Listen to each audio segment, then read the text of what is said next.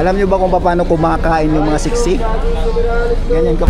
Yung kasama ko nagda-diet na naman, no? Itlog na naman. Uy! Baka, ay, nako, talaga naman. Kasi pagdating niya daw din, gusto niya na ano siya, yung 60 sa pagdating. Kaya, Ayun, nagda-diet siya. Kung sino nakakilala nito si Sam. Kabayan ko to, taga Siargao Island.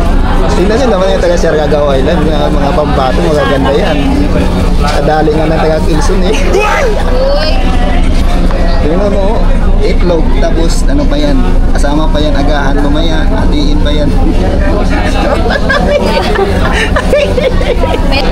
Malagay ako tsaha. huwag ka dito. Dito lang ako sa likod para mabantayan ka. Ganon talagang buhay, masusubukan ng may stranded. Parang ano lang yan, parang relasyon lang, stranded pa rin.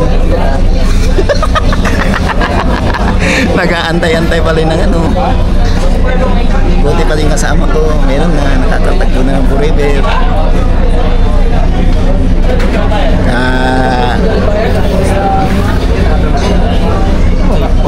Si Mark De Castro dati kong kasama sa trabaho, tapos yung naging asawa niya yung pumangkin ko. Yes. Naging kasama sa trabaho, naging magkaibigan. Ngayon hindi ko na alam kung kaibigan ba itawag ko eh, kasi pamangkin. Naging chewy na ako ng kaibigan ko. Oh yes, Siargao, going to Siargao. Dagat. Oh? Dagat. Nandito kami ngayon sa Montenegro. Yun nga, masasabi ko, kung malabar ko man ang problema mo, lagi mong tandaan, maladagat naman ang solusyon. Kayang ipalutang yan. Ikaw talaga, oh. Ayaw pang ano, ayaw pa sa mga ayaw nitong magandang dilag na to galing sa Siargao. Ayaw pa sa mga ayaw na eh.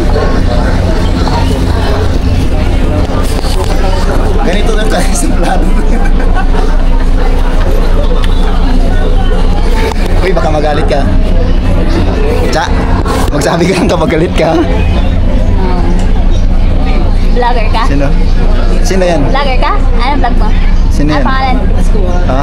Jowa niya eh? Amigo. Diba? Amigo.